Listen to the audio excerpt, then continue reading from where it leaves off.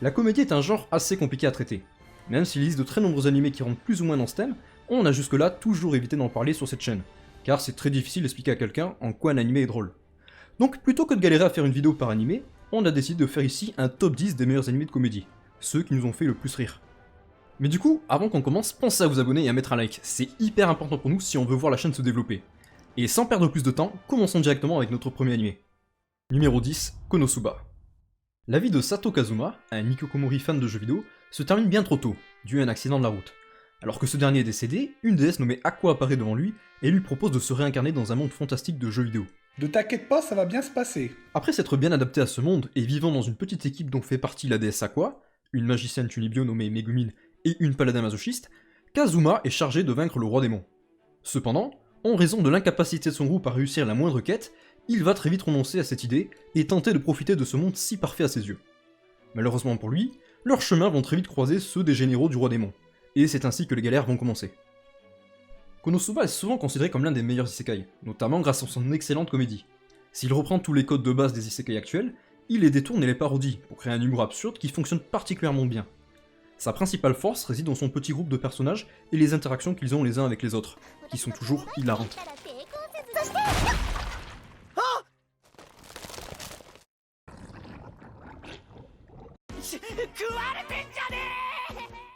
Passons maintenant au numéro 9, Amefura. Mort dans un accident de la route, une jeune lycéenne japonaise se retrouve réincarnée dans le corps de Katarina Claes, la méchante dans un jeu de romance dans lequel toutes les fins alternatives mènent à sa mort ou à son exil. Katarina va devoir faire son maximum si elle ne veut pas faire face à ce destin tragique. Amefura est pas forcément très connu, mais il a été une très bonne surprise pour nous l'année dernière quand il est sorti. Son gros point fort est le personnage de Katarina, qui a littéralement 60 points de QI, et agit comme une idiote complète. Le décalage entre ce qui est attendu d'elle en tant que fille de noble et ce qu'elle fait réellement est hilarant. Et tout comme les autres personnages, on ne peut s'empêcher de vouloir passer du temps avec elle tant sa simplicité rend chaque moment amusant. On continue avec le numéro 8. Pour le numéro 8, on retrouve Demon Slayer parce que franchement, voir un animé être autant surcoté, c'est un des trucs qui m'a fait le plus rire ces dernières années. On passe maintenant au numéro 7, Gintama. A l'époque d'Edo, les samouraïs étaient respectés de tous, mais la venue d'une race d'aliens a entraîné leur déchéance avec l'interdiction du port de l'épée. Cependant, un jeune garçon du nom de Sataka Gintoki décide de vivre à sa manière en devenant un freelancer. On attend quoi pour faire du business là? Accompagné de ses deux amis Kagura et Shinpachi, ils vivent et se battent en tant que hors-la-loi. Bon, Gintama, on ne le présente plus, c'est un monument de l'animation japonaise. Le principal point fort de Gintama est qu'il mélange les genres. Bien qu'il se vende comme un animé comique au début, l'histoire se développera au fur et à mesure pour arriver à un scénario qui n'a pas à rougir face au gros shonen. L'animé se sert de ça pour passer d'un moment très sérieux à de l'humour absurde, pour prendre le spectateur par surprise. On notera aussi qu'il brise souvent le quatrième mur, et fait des références à énormément d'autres animés. Continuons immédiatement avec le numéro 6, Sakamoto Desuga.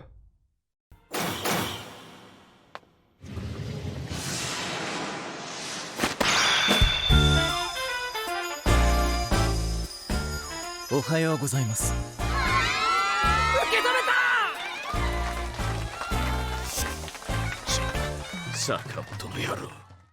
Sakamoto, en première année, est l'élève le plus cool de son lycée, ce qui le rend très populaire auprès des jeunes filles. Les garçons, quant à eux, le jalousent et rêvent de lui faire payer son arrogance. Pour cela, tout est bon, intimidation, tentative d'humiliation, etc. Mais rien de cela fonctionne sur Sakamoto, qui en plus se sort de toutes les situations en devenant toujours plus cool. Alors Sakamoto a fait beaucoup parler de lui quand il était sorti grâce à son humour complètement absurde.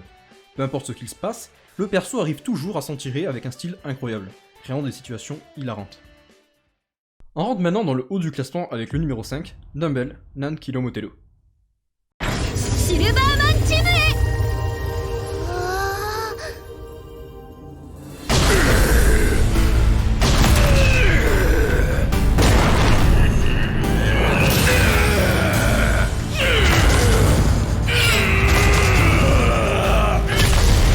Naturel? Oui, ouais, naturel. Sakura Ibiki est une lycéenne à l'appétit vorace. Remarquant que ses vêtements commencent à lacérer de plus en plus, elle décide de s'inscrire à la salle de gym. On suivra ses aventures sportives à elle et divers autres personnages. Alors Dumbbell c'est un cas à part. Étant un animé parlant de musculation, il s'adresse d'abord à ce public-là. Les personnages sont tous très amusants, et on a notamment la présence de Machio, l'entraîneur chargé de bonnes intentions. 再度挑戦すれば再度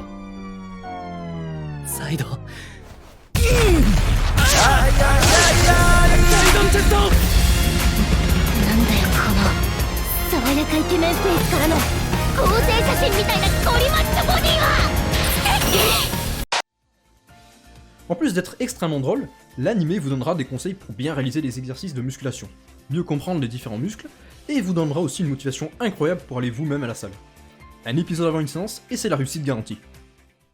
On enchaîne avec le numéro 4 qui est bien évidemment... On enchaîne avec le numéro 4 qui est bien évidemment Sword Art Online Alicization, parce que voir des gens persuadés qu'il s'agit de la meilleure saison alors qu'on a un perso qui se transforme littéralement en épée téléguidée pour combattre, faut admettre qu'il y a de quoi se taper des barres quand même. Tarlouse. Du coup, pour le numéro 3, on passe à Keion. On suit l'histoire de lycéennes japonaises qui rejoignent ensemble le club de musique du lycée, donnant naissance à un groupe 100% féminin, plein de charme et de bonne humeur. Bon, pour Keion, c'est un peu particulier, puisqu'on n'est pas directement dans un animé de comédie, mais plutôt de slice of life. Malgré tout, le studio KyoAni a fait un travail monstrueux dessus, et a réussi à créer une ambiance incroyable. En regardant l'animé, on a vraiment la sensation de traîner avec ses amis et de passer du bon temps. Vous n'allez peut-être pas mourir de rire devant une blague dans cet animé, mais vous aurez constamment un sourire aux lèvres et vous êtes assuré de passer un excellent moment. じゃあ買取証明書ちょうだい。なんだあるんじゃない。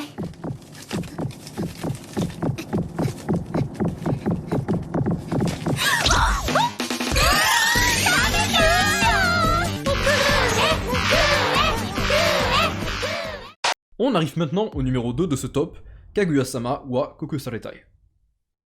篠宮はフランス語いけるのか？いえ、あまり得意ではないですね。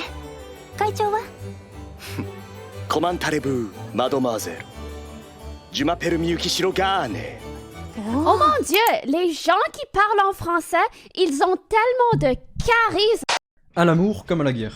Celui qui perd et déclare sa flamme en premier aura donc une position de faiblesse par la suite. C'est avec cette mentalité que Miyuki et Kaguya, respectivement les présidents et vice-présidents du conseil des élèves du lycée le plus prestigieux du Japon, vont tout faire pour que l'autre se déclare en premier. Kaguya-sama a été une incroyable découverte pour nous à sa sortie. Le concept de tout faire pour que l'autre déclare sa flamme crée énormément de scènes hilarantes, et les personnages qui se rajoutent autour sont incroyables. On est notamment obligé de mentionner Chika, qui a su marquer les esprits comme étant l'une des meilleures waifus de notre époque. Et on passe enfin au dernier animé de cette liste, le roi absolu, le boss ultime qu'il est impossible de ne pas citer quand l'on parle d'animé de comédie. Je parle bien évidemment de Grand Blue.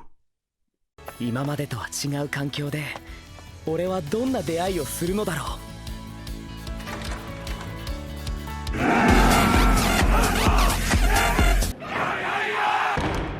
Pour son entrée à l'université, Kitahara Yuri déménage dans la ville côtière d'Izu. Cependant, la vie qu'il va vivre là-bas n'est pas celle à laquelle il s'attendait. Bon alors là, il n'y a pas à se passer par quatre chemins. Grand Blue est exceptionnel. En gros, le concept est assez simple. De l'alcool, des jolies filles, de l'alcool, un peu de plongée, de l'alcool, des soirées étudiantes, de l'alcool, et une bande de potes ensemble. Est-ce que j'ai mentionné qu'il y avait pas mal d'alcool dans cet animé?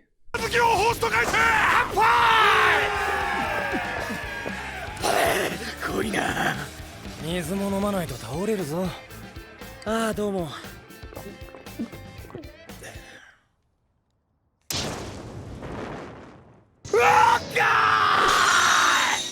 Et voilà, en réalité ça suffit à bien résumer le truc. On suit nos personnages qui sont des étudiants qui vont passer bien plus de temps à faire des soirées et de la merde qu'à étudier, et vont vivre la vie d'étudiants de rêve. Peu importe le nombre de fois où je le revois, c'est impossible de regarder un épisode de Grand Blue sans exploser de rire au moins une fois.